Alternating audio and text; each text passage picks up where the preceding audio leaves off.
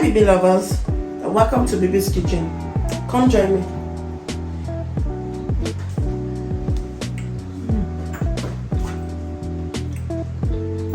Sorry, the girl is very hungry. Okay, pick one.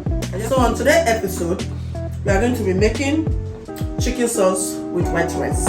My rice is already on the fire, and now we are just going to quickly make the chicken sauce.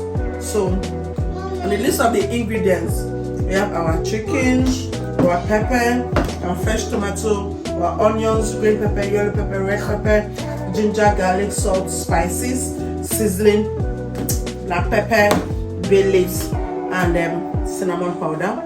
Okay, so we are just going to quickly, this is a quick meal guys, and we're just going to quickly do this together. So I have here my raw chicken. It's already washed with salt and lemon. So I'm going to still rinse it again, and then we are going to remove all the bone. So we are going to debone it and then cut it in pieces like a cube size. Okay, so let's get cooking baby lovers.